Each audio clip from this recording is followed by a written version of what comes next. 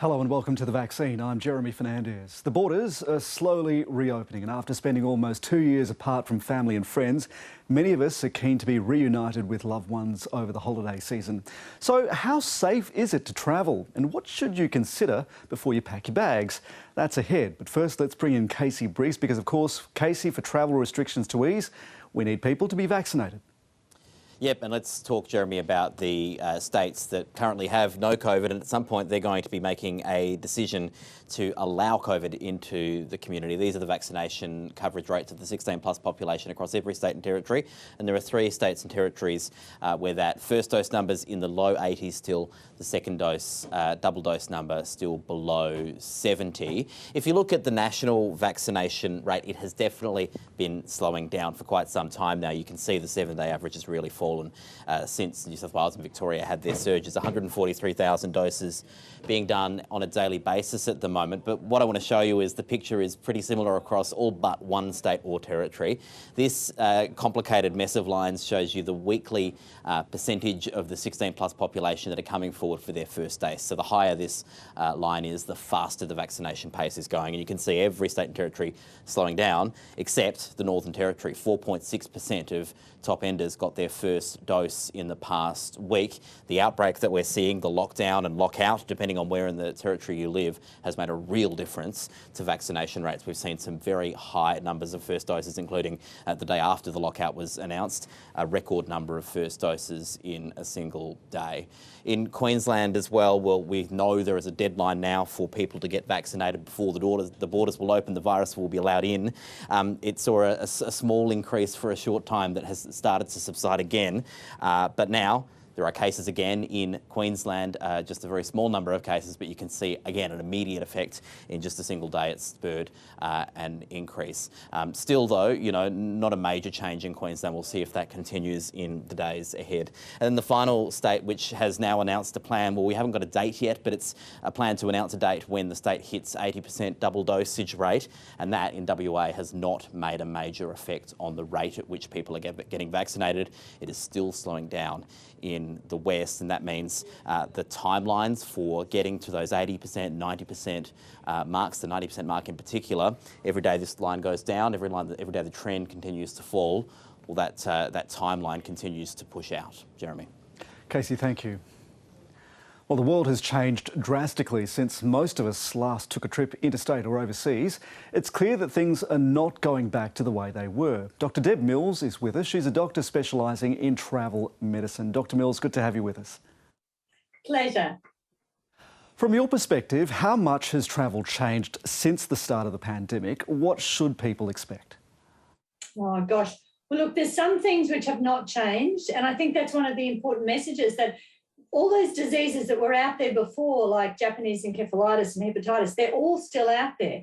But we've added an extra layer, which is the COVID. And because of the need to control COVID, we've got this extra layer of paperwork, which is just enormous, that has made navigating airports and navigating visas and paperwork much, much more difficult than it ever has been before. So on top of all the usual things that people have had to deal with for years, there's this extra layer. And the other thing which has changed quite significantly is the ability of hospitals in local areas to manage diseases and problems. If you break your leg, normally you go to the hospital. Maybe now the hospital's flooded with COVID patients or has other issues that they're not able to manage the tourists' illnesses as well as they used to. What I see the big difference is, I mean, obviously we've been in the doldrums. The wind of travel has disappeared and the wind is just starting to pick up.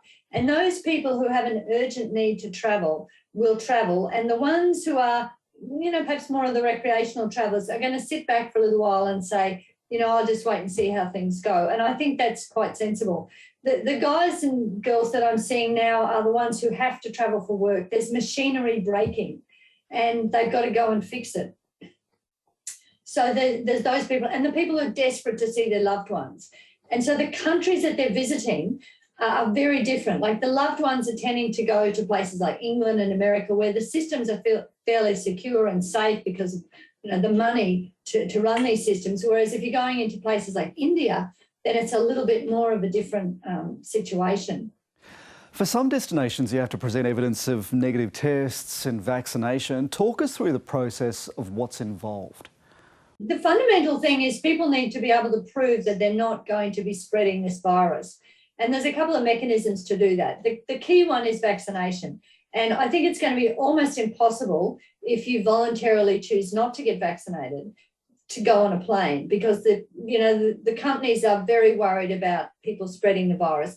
And yes, you can still spread the virus when you're vaccinated, but it's a lot less. So the first thing is people have to prove that they're vaccinated. And the different countries have different mechanisms for that, but a lot of it is to do with apps on your phone or paperwork. And as the world is grappling with this, more people are getting more organised about making that consistent. We used to have the little yellow books, and they have pretty much gone by the wayside with this because they're kind of easy to forge, I suppose. And now it's all electronic, and a lot of the paperwork has QR codes embedded in it. So the Australian paperwork, you have to get off MyGov, you have to add your passport details, and you get a special effectively a piece of paper, but also thing on your phone that you can use. And the one Australia's using is accredited through IATA so that it will be able to be used sort of along the way. But it's very hard to keep track of which countries are popping up new things. And particularly if you're going outside of Europe and America, the difficulties of travelling to those places is pretty high at the moment. So that's the first thing. We need to get the vaccine. The second thing is tests. Everybody wants tests. And even the names of the tests can be different. Like if you go into America, they want a NATA test, whereas if you go into England, they want a PCR test. But they're the same test. They're just calling something different. And so people have to have a test around about 72 hours before they depart. Some want it 72 hours before they arrive, and that makes it difficult for longer flights. I've had people who've had to stop halfway to England, get another test done so they can make it within the guidelines. A lot of people in Australia will soon be coming up to the time when they'll become eligible for a booster. How important is it to get a booster before travelling to a COVID-affected region? We have had this question a lot, actually. People who are leaving and they're at 5 months and they're saying, can I have my booster early because I'm going to Russia or I'm going to countries where it's difficult to access the vaccine? And I would say, yes, have it early. Like, you don't want to have it at 2 months, but it's not a problem to have it a month early if necessary. And the guidelines are that we're allowed to give it early if there's a kind of logistical need. We know vaccination's important. What else can a traveller do to stay safe on a plane? Is the risk of catching COVID on a flight fairly low?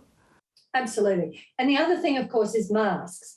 And there are a few tips. When you get on the plane, the most high-risk places is actually when you're coming down that bridge to get onto the plane, because the ventilation's really bad and people all bunch up. They're all social distancing in the waiting area, and then they're desperate to get on the plane. They all bunch up and run down the little air bridge, and then they get on the plane and they're all separated again.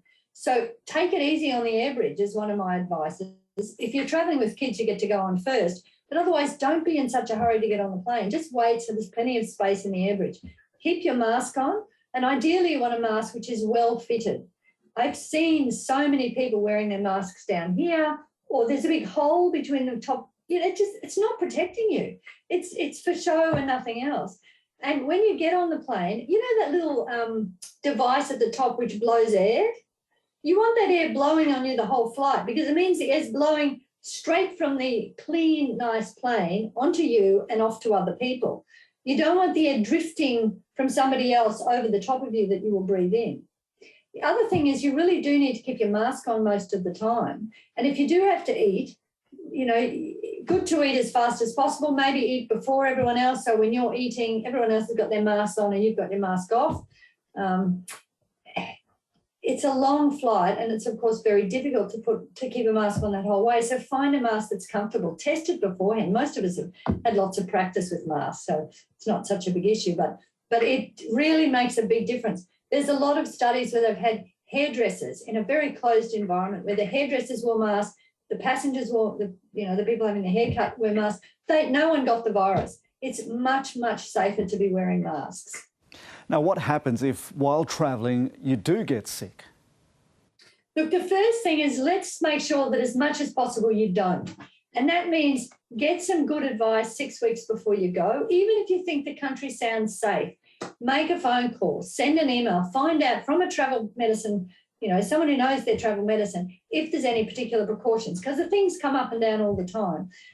Carry a little medical kit. So if you do get sick, you've got the wherewithal to deal with things. There are great products now, like you can get a wafer for vomiting. If you've got vomiting, you can't take a pill. It's just going to come straight back up. So you carry this wafer, which they use for chemotherapy sometimes, and it helps you deal with the vomiting. So you can stop the vomiting, get some fluids in, you feel much better. So having a little toolkit with gear that you can use if you get sick is really, really useful. If you do get sick, of course, people will have travel insurance. And you've got to watch that travel insurance covers COVID, because some of the travel insurances are reported not to. So if you get sick, there's usually a hotline that you can ring. And so you ring these people and say, I've got this, and they might say, go to this hospital, or we'll send a doctor to your room. The system's very good if it's working. And but everything you can do to not get sick is, of course, preferable, because the hospitals are under a lot of stress. Dr. Deb Mills, it's good to talk to you. Thank you so much. Oh, pleasure. I can talk about this all day. Let's go to Dean Long now. He's the Chief Executive of the Australian Federation of Travel Agents, and he joins us now. Dean Long, thanks so much for joining us. We were just hearing about this issue of insurance. I suppose there's no more important time than now to read the fine print on insurance policies, is there? Oh, absolutely. I mean, it was always important to get travel insurance. Now it's a must-have if you're going to be travelling internationally. The terms and conditions are going to be absolutely critical, that you've got that COVID cover. Now, the great news is the majority of policies out there will cover you for the health instances, but you've got to make sure they've got disruption elements in that insurance policy. Because if you get sick, you will be delayed from returning home. And so that will then cover your accommodation, cancellation of flights, etc. So it's really important to look at what the individual travel insurance products are. Are you finding that terms and conditions for hotels, airlines, airports are changing as well in response to this pandemic? Yeah, terms and conditions in the travel industry, particularly from suppliers, has actually been really challenging for everybody through COVID. So we do need to reform that space to make sure it's very clear for the agents that are selling the product to the consumers, for anybody that wishes to buy direct, which I wouldn't be recommending during COVID, as Dr. Mills just spoke about, that we're all very clear on what that cancellation looks like, and that way we can plan effectively and not have too many out-of-pockets. What do we need to do to make sure that we have the right information lodging with the right departments, with the right governments in the right countries? There seems to be a lot of paperwork to do, and not really necessarily a centralised place in which to work out what you need before you travel. It's going to be very important for people who are travelling to make sure that they have a good understanding of it. And the best way to do that is to speak to your local travel agent. And that means that the number of programs that you have built into your itineraries will automatically update. And that means while you're travelling, if things do change, you know what you need to do. Now, if you don't wish to use an agency, that's fine, but you're going to be scouring through 20 or 30 different websites of different countries, different embassies, Smart Traveller, all those different websites out there to try to work out what you need. And you can never be 100% sure that you've got the right information at the right time, because things do change quickly. All this is fairly off-putting for a leisure traveller. Are you finding that people are holding back because of the scale of what they need to do to prepare, but also the fear of what happens once they get to their destination? There is a massive delay at the moment. We had really strong pent-up demand for shopping for travel. So people effectively browsing through, speaking to travel agents, browsing online websites, trying to book things to connect families again. That was really high for the first couple of weeks. We've just finished, we just launched a survey in the last 2 days. We've had over 300 respondents from our members of travel agents around Australia. The overwhelming 70% plus of people that are inquiring with our agencies at the moment are looking for travel in June and July next year. And so that booking cycle will most likely takes place in February and March. So we're going to see that ramp up. It will occur really in 3 waves. So we're just going through the first wave now, which is businesses reconnecting that have urgent needs, visiting your family that you haven't been able to reconnect with for 20 months. And then what we're going to see is a stronger leisure return. So European summer will be interesting. And then hopefully we'll see some strong corporate travel in June, July bookings as we try to reconnect the world and reposition Australia back into our region and the greater world. Dean Long, thanks for joining us. And that is the show for this week. Thanks for your company. Bye for now.